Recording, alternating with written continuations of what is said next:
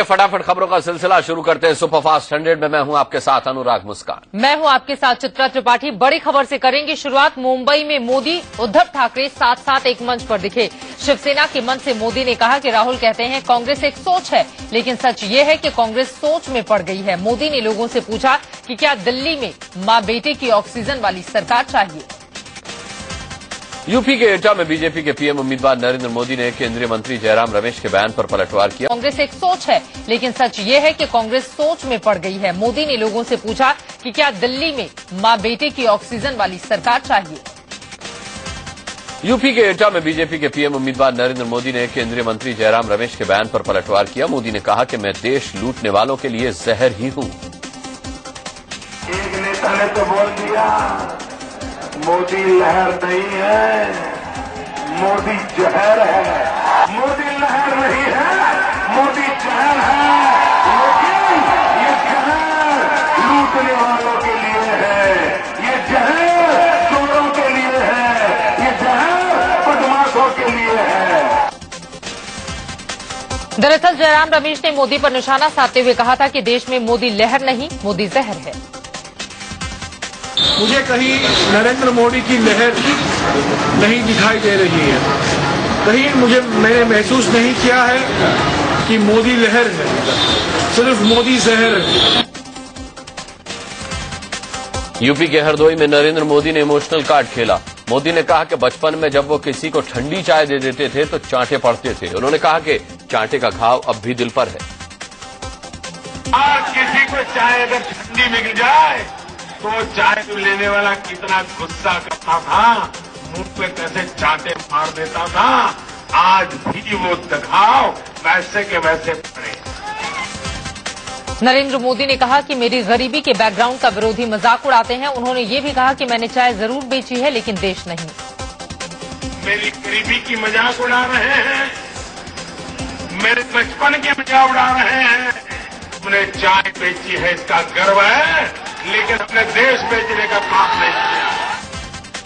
मोदी ने राहुल गांधी पर भी निशाना साधा। उन्होंने कहा कि सोने का चम्मच लेकर पैदा होने वाले गरीबी का मतलब क्या जानेंगे। उन्होंने कहा कि राहुल तो गरीबी का टूरिज्म करने जाते हैं।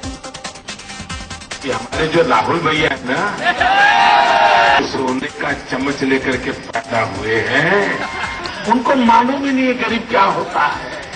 इसलिए वो गरीबी देखने का टूरिज्म करते हैं। एटा की रैली में मोदी ने केंद्र और यूपी सरकार पर निशाना साधा। उन्होंने कहा कि देश में मां बेटी और यूपी में बाप बेटी की सरकार ने लुटिया डुबो दी है। दिल्ली में मां बेटे की सरकार चल रही, उत्तर प्रदेश में बाप बेटे की सरकार चल रही,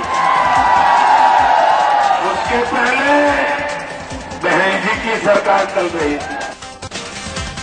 कांग्रेस उपाध्यक्ष राहुल गांधी एक बार फिर विरोधियों पर जमकर बरसे। तमिलनाडु में रामनाथपुरम में राहुल गांधी ने बीजेपी पर निशाना साधते हुए कहा कि हम व्यक्तिवाद और नफरत की राजनीति नहीं करते। वहीं राहुल गांधी ने बीजेपी को करप्शन के मुद्दे पर भी घेरा। राहुल ने कहा कि मैंने विपक्षी पार्टी का घोषणा पत्र पढ़ा, उसमें भ्रष्टाचार से लड़ने के लिए किसी भी उपाय का जिक्र नहीं है। दरअसल दक्षिण भारत के दौरे पर गए राहुल गांधी ने तेलंगाना का कार्ड भी खेला। राहुल गांधी ने तेलंगाना के लोगों से कहा कि सोनिया जी के अथक प्रयासों से ही अलग तेलंगाना राज्य का गठन संभव हो पाया है। बिहार बीजेपी के बड़े नेता गिरिराज सिंह मोदी पर दिए गए अपने विवादित बयान पर कायम हैं। गिरिराज ने कहा कि उन्होंने कोई सीमा नहीं लांघी। अफसोस किस बात का, हमने कोई गलत बयान ही नहीं दिया है। अफसोस किस बात का, हमने कोई गलत बयान ही नहीं दिया है। इससे पहले नरेंद्र मोदी के विरोधियों को पाकिस्तान भेजने वाले बयान को लेकर गिरिराज सिंह पर एफआईआर दर्ज की गई। गिरिराज के खिलाफ देवघर में मोहनपुर थाने में मामला दर्ज किया गया। कांग्रेस प्रवक्ता अभिषेक मनु सिंघवी ने नरेंद्र मोदी के नाम का नया मतलब बताया है। मोदी पर निशाना साधते हुए उन्होंने कहा कि मोदी का मतलब है the man of damage to India. He is the MODI, the man of damage to India. He is the MODI, the man of damage to India. Congress के वरिष्ठ नेता कपिल सिब्बल ने नरेंद्र मोदी और उनके सबसे करीबी अमित शाह पर हमला बोला है। सिब्बल ने कहा है कि मोदी को गुजरात में हुए फर्जी एनकाउंटर की जानकारी थी और अमित शाह पर ट्रिपल मर्डर का आरोप है। कांग्रेस नेता और केंद्रीय मंत्री बेनी प्रसाद वर्मा ने एक बार फिर से बीजेपी के पीएम कैंडिडेट नरेंद्र मोदी पर विवादित बयान दिया है। उन्होंने मोदी को हिटलर की औलाद तक बता दिया। नरेंद्र मोदी जी, प्रधानमंत्री की कुर्सी तक तुम मरते दम तक नहीं पहुंच पाओगे। तुम हिटलर के औलाद हो, हिटलर के रास्ते पर चल रहे हो। कानपुर में मोदी पर निशाना साधने के साथ साथ बेनी प्रसाद वर्मा ने बीजेपी नेताओं पर भी विवादित बयान दिया और इस बार तो उन्होंने हद ही पार कर दी। भारतीय जनता पार्टी के जितने भी प्रधानमंत्री के दावेदार होंगे या हैं, ये सब कब्रिस्तान चले जाएंगे। प्रधानमंत्री बिहार के भागलपुर में जेडीयू नेता शकुनी चौधरी ने नरेंद्र मोदी पर आपत्तिजनक बयान दिया है। उन्होंने कहा कि मोदी को भागलपुर की धरती में ही गाड़ देंगे। जमीयत उलेमा हिंद के चीफ मौलाना महमूद मदनी ने बीजेपी के पीएम उम्मीदवार नरेंद्र मोदी का बचाव किया है। मदनी ने कहा कि जिस तरह मैं तिलक नहीं लगा सकता, वैसे ही मोदी को मुस्लिम टोपी पहनने की कोई जरूरत नहीं है। टोपी पहने और दूसरों को टोपी उड़ाए, इससे बेहतर है कि टोपी पहने नहीं। यही बात मैं कहता हूं और हर वक्त कहता रहता हूं कि टोपी पहनना जरूरी नहीं है। इंसाफ करना, इंसाफ की बात करना और अंदर और बाहर के फर्क को मिटाना। विश्व हिंदू परिषद के नेता प्रवीण तोगड़िया के विवादित बयान पर चुनाव आयोग ने संज्ञान लिया है और गुजरात के भावनगर के कलेक्टर से टेप मांगे गए हैं। कहा जा रहा है कि भावनगर में तोगड़िया ने एक समुदाय विशेष के कारोबारी की प्रॉपर्टी पर कब्जा करने के लिए महिलाओं को उकसाया था। हालांकि तोगड़िया का दावा है कि उन्होंने ऐसा कोई बयान नहीं दिया। आरएसएस नेता राम माधव ने तोगड़िया के बयान पर कहा कि संघ का कोई सदस्य ऐसा नहीं सोचता।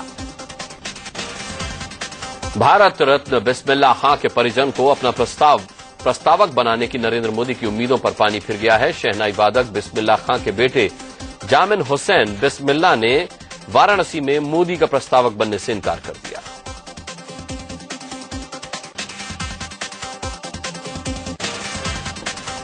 मीडिया में मोदी के प्रस्तावक के तौर पर बिस्मिल्लाह खान के परिजनों के नाम सामने आए थे, जिससे बिस्मिल्लाह के बेटे जामिन हुसैन बिस्मिल्लाह बेहद खफा भी हैं। बिस्मिल्लाह खां के बेटे जामिन का कहना है कि उनके पिता कभी किसी राजनीतिक दल से नहीं जुड़े, तो फिर वो किसी के प्रस्तावक कैसे बन सकते हैं।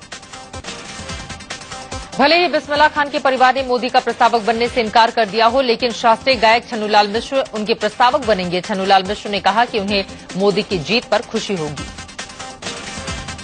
पंडित मदन मोहन मालवीय के पोते और पूर्व जज गिरिधर मालवीय भी मोदी के प्रस्तावक बनेंगे। गिरिधर मालवीय ने कहा अभी कि मोदी को जीतना चाहिए।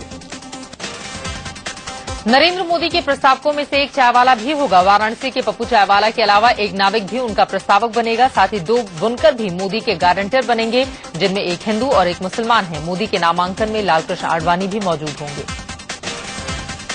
24 अप्रैल को मोदी सबसे पहले बनारस हिंदू यूनिवर्सिटी के संस्थापक मदन मोहन मालवीय की प्रतिमा पर माल्यार्पण करेंगे। फिर काशी विद्यापीठ में वो सरदार पटेल की मूर्ति पर माल्यार्पण करेंगे। इसके बाद रोड शो करते हुए नामांकन के लिए कलेक्ट्रेट जाएंगे। नामांकन की तिथि को लेकर बीजेपी के पीएम कैंडिडेट नरेंद्र मोदी ने बनारस के पंडितों की बात नहीं मानी। काशी के ज्योतिषियों की सलाह के विपरीत मोदी 24 अप्रैल को भद्राकाल में नामांकन करेंगे। ये काज सही नहीं माना जाता। दरअसल मोदी के नामांकन को लेकर बनारस के कई पंडितों ने शुभ तिथि 17, 20 और 22 अप्रैल निकाली थी। तय भी हो गया था कि 22 को मोदी पर्चा भरेंगे, लेकिन बाद में मोदी के गुजराती पंडितों की ओर से नामांकन के लिए भद्राकाल की 24 तारीख का दिन सुझाया गया। वाराणसी में नामांकन करने के बाद 24 अप्रैल को ही नरेंद्र मोदी वडोदरा में रैली को संबोधित करेंगे। मोदी वाराणसी के साथ साथ बड़ौदा से भी चुनाव लड़ रहे हैं। वडोदरा में 30 अप्रैल को मतदान है। महाराष्ट्र नवनिर्माण सेना के मुखिया राज ठाकरे ने कहा है कि बीजेपी में नरेंद्र मोदी से बड़ा कोई नेता नहीं है। इंडिया न्यूज को दिए खास इंटरव्यू में राज ठाकरे ने कहा कि बीजेपी भी ऐसा ही मानती है, तभी प्रचार में मोदी ही मोदी दिखते हैं। आज बीजेपी को ही लगा है कि हम लोग मोदी जी के नाम से वोट मांगते हैं या मांगे, इसलिए तो मोदी जी को आगे किया है उन्होंने। क्योंकि अगर कैंपेन पूरा देखे उनका, तो आपकी बार मोदी सरकार है, आपकी बार भाजपा सरकार नहीं बोल रहा हूं। राज ठाकरे ने यह भी कहा कि सत्ता में आते ही मोदी को सबसे पहले बिहार और यूपी पर ध्यान देना चाहिए, ताकि वहां से लोग महाराष्ट्र न आए। लीजिए, अभी महाराष्ट्र में 48 ट्रेनें रोज आती है, सिर्फ ये उत्तर प्रदेश, बिहार और झारखंड से। यहां से कोई उल्टा जाता नहीं। मेरी पहली विनती रहेगी 10 साल वो देश की तरफ ना देखे और उत्तर प्रदेश, बिहार और झारखंड का वो गुजरात बनाए। इंडिया न्यूज को दिए इंटरव्यू में मिनिस्टर सुप्रीमो राज ठाकरे ने प्रधानमंत्री मनमोहन सिंह को काबिल बताया। साथ ही उन्होंने ये भी कहा कि कांग्रेस के दिल्ली दफ्तर में पीएम की कोई तस्वीर नहीं है। मनमोहन सिंह जी एक काबिलियत की बात करें तो काबिल आदमी थे ही, उसमें कोई डाउट नहीं। कांग्रेस की जो ऑफिस है उसमें पोस्ट कार्ड साइज भी फोटो नहीं है उनकी। छत्तीसगढ़ के दुर्ग में एक पैम्पलेट बांटा जा रहा है जिसमें मोदी की जगह आडवाणी को पीएम बनाने की अपील की गई है। ये पर्चा बीजेपी महिला मोर्चा के राष्ट्रीय अध्यक्ष और बीजेपी प्रत्याशी सरोज पांडे के संसदीय क्षेत्र में बांटा जा रहा है। दिल्ली में कांग्रेस ऑफिस के बाहर अकाली दल के कार्यकर्ताओं ने जोरदार प्रदर्शन किया। बैनर पोस्टर लेकर पहुंचे सैकड़ों प्रदर्शनकारी अमृतसर से कांग्रेस उम्मीदवार कैप्टन अमरिंदर सिंह के खिलाफ जमकर नारेबाजी करते रहे। दरअसल अकाली दल के कार्यकर्ता कैप्टन अमरिंदर सिंह के उस बयान से नाराज हैं जिसमें उन्होंने कहा था कि 1984 के सिख दंगों में जगदीश टाइटलर दोषी नहीं। इसी बयान पर सिख प्रदर्शनकारी भड़के हुए हैं। मेरठ से कांग्रेस उम्मीदवार और अभिनेत्री नगमा से एक प्रेस कॉन्फ्रेंस के दौरान बोलते बोलते बड़ी चूक हो गई। दरअसल वो बिस्मिल्लाह खां के बारे में बात कर रही थी और बोलते बोलते उनकी जुबान फिसली और वो बोल पड़ी कि गिलानी को भारत रत्न मिला है। गिलानी जी भी तो फिर एक देश के जिम्मेदार जिनको भारत रत्न मिला है, जिम्मेदार वासी हैं। गिलानी जी भी तो फिर एक देश के जिम्मेदार जिनको भारत रत्न मिला है, जिम्मेदार वासी हैं। एसपी सुप्रीमो मुलायम सिंह यादव ने इंडिया न्यूज से कहा है कि यूपी में नरेंद्र मोदी की लहर नहीं है, यहां पर सिर्फ समाजवादी पार्टी की ही लहर है। संभावित पीएम के सवाल पर एसपी सुप्रीमो मुलायम सिंह यादव ने कहा कि राहुल गांधी और नरेंद्र मोदी दोनों पीएम नहीं बनेंगे। मुलायम बोले कि देश में तीसरे मोर्चे की सी सरकार बनेगी। आरएलडी नेता और फतेहपुर सीकरी से उम्मीदवार अमर सिंह ने बच्चन परिवार को लेकर तंज कसा है। उन्होंने कहा, अमिताभ बच्चन मेरे प्रचार में तो नहीं आए लेकिन मेरे खिलाफ जया बच्चन को प्रचार के लिए भेजकर आशीर्वाद दे दिया। अमर सिंह के चुनाव क्षेत्र में जया बच्चन समाजवादी पार्टी के उम्मीदवार के प्रचार के लिए आ रही हैं। इस पर अमर सिंह ने कहा कि अब जया बच्चन से देवर भाभी जैसा रिश्ता नहीं रहा। आगरा में आरएलडी उम्मीदवार अमर सिंह के लिए फिल्म अभिनेत्री महिमा चौधरी और अभिनेता अशानी ने चुनाव प्रचार किया। अमर सिंह फतेहपुर सीकरी से चुनाव लड़ रहे हैं। मशहूर कारोबारी गौतम अडानी ने नरेंद्र मोदी से अपने संबंधों को लेकर सफाई दी है। एक अंग्रेजी अखबार को दिए अपने इंटरव्यू में अडानी ने उन पर लगे आरोपों को राजनीति से प्रेरित बताया। राहुल गांधी और अरविंद केजरीवाल ने अडानी से संबंधों को लेकर मोदी पर निशाना साधा था। राहुल गांधी ने कहा था कि मोदी ने टॉफी के भाव अडानी को जमीन दी। वहीं केजरीवाल ने कहा था कि मोदी अडानी के हेलीकॉप्टर में घूमते हैं और उन्हें राजनीतिक फायदा पहुंचाते हैं। बिहार के भागलपुर में बीजेपी के राष्ट्रीय अध्यक्ष राजनाथ सिंह ने हुंकार भरी। उन्होंने कांग्रेस, आरजेडी, जेडीयू के खिलाफ जमकर निशाना साधा। गुजरात के पाटन में यूपी के मुख्यमंत्री अखिलेश यादव ने चुनावी शंखनाद किया। अखिलेश ने कहा कि मोदी जी हमारे मेहमान बने हुए हैं, इसीलिए वो भी मेहमान बनकर आए हैं। उन्होंने दावा किया, यूपी में गुजरात से ज्यादा विकास हुआ है। अमेठी में चुनाव प्रचार के लिए आए आम आदमी पार्टी के संयोजक अरविंद केजरीवाल और कुमार विश्वास पर आचार संहिता के उल्लंघन का केस दर्ज किया गया है। इन पर बगैर इजाजत लिए सड़क किनारे सभा करने और ट्रैफिक जाम करने का आरोप है। अमेठी में आम आदमी पार्टी के एक कार्यकर्ता ने रोड शो के दौरान केजरीवाल और कुमार विश्वास की किरकिरी कर दी। आप कार्यकर्ता ने माइक लेकर कहा कि राहुल गांधी से उम्मीद बेकार है और केंद्र में बीजेपी की सरकार बनने जा रही है। चुनाव आयोग से पाबंदी हटने के बाद यूपी प्रदेश बीजेपी के प्रभारी और मोदी के करीबी अमित शाह ने पहली रैली की। पूर्वांचल में गाजीपुर में उन्होंने जनसभा को संबोधित किया। यहां उन्होंने पार्टी उम्मीदवार का प्रचार किया। गाजियाबाद पहुंचे नरेंद्र मोदी के भाई प्रहलाद मोदी ने उनके पत्नी विवाद पर कहा कि उनकी पत्नी नरेंद्र मोदी से आत्मा से जुड़ी हुई हैं और भगवान बुद्ध ने भी शादी के बाद पत्नी को त्याग दिया था, लेकिन उनसे किसी ने भी सवाल नहीं किया था। प्रहलाद मोदी ने यूपी सरकार पर भी निशाना साधा। सुरक्षा लेने के सवाल पर उन्होंने कहा कि जो गलत करता है उसके भाई को सुरक्षा की जरूरत होगी। बिहार में महाराजगंज के सांसद प्रभुनाथ सिंह कभी भी गिरफ्तार हो सकते हैं। उनके खिलाफ गैर जमानती वारंट जारी हुआ है। प्रभुनाथ सिंह के खिलाफ राजद्रोह और आचार संहिता के उल्लंघन का मामला दर्ज करने के बाद वारंट जारी किया गया। आरजेडी उम्मीदवार प्रभुनाथ सिंह पर सारण में एक सभा के दौरान वोटरों को बोगस वोटिंग करने के लिए उकसाने का आरोप है। हालांकि प्रभुनाथ सिंह ने इसके लिए कोर्ट का दरवाजा खटखटाया। यूपी के रामपुर में लोकसभा चुनाव के लिए दोबारा वोट डाले गए। 17 अप्रैल को हुए 5वें चरण के मतदान में गड़बड़ी के बाद यहां पोलिंग बूथों पर दोबारा वोटिंग हुई। प्रियंका गांधी एक बार फिर अपनी मां सोनिया गांधी के लिए प्रचार करने रायबरेली जा रही हैं। 22 अप्रैल को वो रायबरेली के कई इलाकों में प्रचार करेंगी। 22 अप्रैल को प्रियंका रायबरेली संसदीय क्षेत्र की 15 जगहों पर नुक्कड़ सभाएं करेंगी। उनका प्रचार अभियान बचरावा ब्लॉक के बन्नावा गांव से शुरू होगा। इसके अलावा शिवगढ़ महाराजगंज ब्लॉक में भी उनके नुक्कड़ सभाएं होंगी। सुल्तानपुर में बीजेपी नेता वरुण गांधी के खिलाफ उनके हमशक्ल और उन्हीं के नाम वाले वरुण गांधी ने नामांकन करके बीजेपी की मुश्किलें बढ़ा दी हैं। ये वरुण हरियाणा के रहने वाले हैं। नमो चाय के बाद बीजेपी के पीएम कैंडिडेट नरेंद्र मोदी अब खाने पीने के सामान पर भी छा गए हैं। एमपी के खंडवा में मोदी के नाम वाले सेब, संतरे और कचौड़ी लोगों की पसंद बन चुके हैं।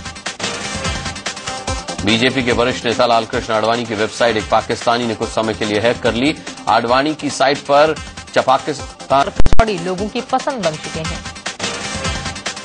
बीजेपी के वरिष्ठ नेता लालकृष्ण आडवाणी की वेबसाइट एक पाकिस्तानी ने कुछ समय के लिए हैक कर ली। आडवाणी की साइट पर पाकिस्तान जिंदाबाद और फ्री कश्मीर के मैसेज लिख दिए गए।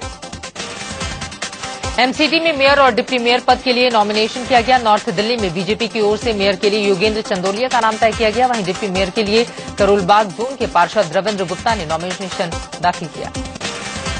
लोकगीत गायिका और चुनाव आयोग की ब्रांड एम्बेसडर मालिनी अवस्थी ने कानपुर में लोगों को वोट डालने के लिए जागरूक किया। पिछली बार कानपुर में 39% मतदान हुआ था।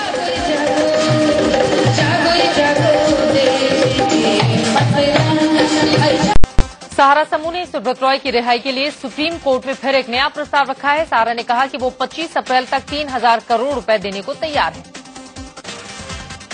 सहारा ने उनके सीज अकाउंट चालू करने और सुब्रत राय की जल्द रिहाई की मांग की है। नाबालिग की यौन उत्पीड़न के आरोपी आसाराम ने कोर्ट में एक बार फिर से बीमारी का बहाना बनाया है, जिसके बाद उन्हें जेल की डिस्पेंसरी में ले जाया गया। 2G स्पेक्ट्रम घोटाले के आरोपी पूर्व टेलीकॉम मंत्री ए राजा के बयान की रिकॉर्डिंग की तारीख तय हो गई है। दिल्ली में नर्सरी एडमिशन मामले में जल्द सुनवाई के लिए दाखिल अर्जी को सुप्रीम कोर्ट ने स्वीकार कर लिया है।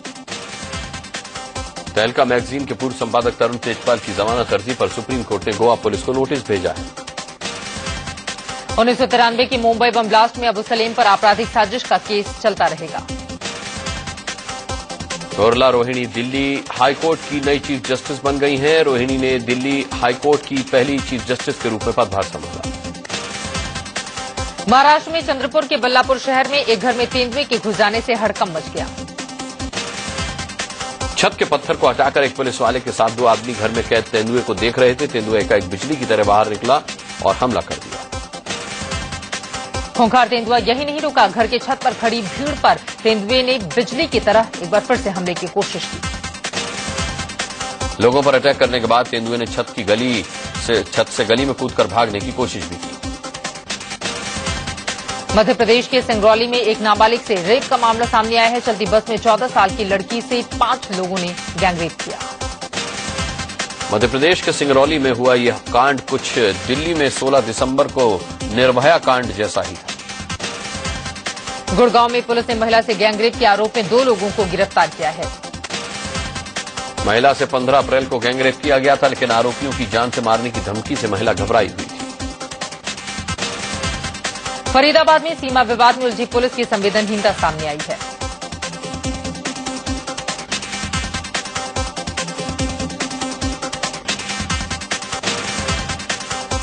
गुड़गांव में एक युवती की संदिग्ध हालत में मौत हो गई। पुलिस को शक है कि यह मामला ऑनर किलिंग का हो सकता है।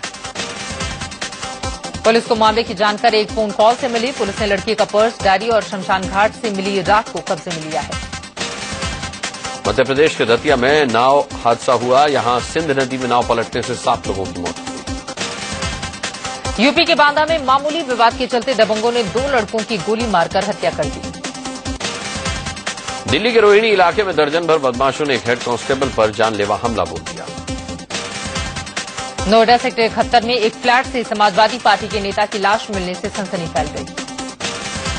राजस्थान में दर्जनों इंस्टीट्यूट चलाने वाले एक शख्स को उसकी महिला कर्मचारी ने नशीला पदार्थ खिलाकर उससे शारीरिक संबंध बनाए, फिर उसका एमएमएस बनाकर उसे ब्लैकमेल करते हुए 2 करोड़ रुपए की मांग की। महिला कारोबारी को ब्लैकमेल कर उससे 55 लाख रुपए ले चुकी थी और रेप का आरोप लगाते हुए 2 करोड़ मांग रही थी। परेशान होकर पीड़ित ने महिला की ऑडियो रिकॉर्डिंग पुलिस को सौंप दी है, जिसके बाद पुलिस ने जाल बिछाकर जयपुर से आरोपी महिला को रंगे हाथों गिरफ्तार कर लिया। दिल्ली पुलिस ने बाइक चोर गैंग के 2 सदस्यों को गिरफ्तार किया है। इनके पास से लूटी गई 7 बाइक बरामद की गई। आईपीएल सीजन 7 में चेन्नई सुपर किंग्स को बहुत बड़ा झटका लगा। चेन्नई सुपर किंग्स के ऑलराउंडर यूएन ब्रेवो बाएं कंधे में चोट की वजह से पूरे टूर्नामेंट से बाहर हो गए हैं। रॉयल चैलेंजर्स बेंगलुरु के कप्तान विराट कोहली को एक सर्वे में आईपीएल का सबसे फैशनेबल खिलाड़ी माना गया है। आईपीएल स्पॉट फिक्सिंग में बीसीसीआई तो सुप्रीम कोर्ट में घसीटने वाले आदित्य वर्मा ने जांच के लिए सुझाई गई 3 सदस्यों की कमेटी का विरोध किया। दरअसल बीसीसीआई ने आईपीएल फिक्सिंग की जांच के लिए 3 नाम सुप्रीम कोर्ट को सुझाए हैं। इनमें पूर्व जस्टिस जेएन पटेल, सीबीआई के पूर्व डायरेक्टर आरके राघवन और पूर्व क्रिकेटर रवि शास्त्री के नाम हैं। शंघाई में चल रहे चाइनीज ग्रां प्री फार्मूला 1 रेस में पूर्व विश्व चैंपियन लुइस हैमिल्टन ने बाजी जीत ली है। वेनेजुएला में सरकार के विरोध में हिंसक प्रदर्शनों का दौर जारी है। राजधानी कराकस में सरकार विरोधी प्रदर्शनकारियों और पुलिस के बीच जोरदार झड़प हुई। मलेशिया का एक और बड़ा विमान हादसा होते होते टल गया। दरअसल मलेशिया की राजधानी कुआलालंपुर से बेंगलुरु जा रहे मलेशियाई विमान के लैंडिंग गियर में अचानक खराबी आ गई। मलेशियन एयरलाइंस के विमान MH192 की कुआलालंपुर में सुरक्षित लैंडिंग के बाद विमान में सवार यात्रियों के परिजनों ने राहत की सांस ली। हाउसफुल सीरीज की नई फिल्म में भी जैकलिन फर्नांडिस जलवा बिखेरेंगी। कमीने के बाद अब अभिनेता शाहिद कपूर महाकमीने बनने वाले हैं। बड़े पर्दे पर एक बार फिर रणबीर कपूर और दीपिका पादुकोण की जोड़ी नजर आ सकती है।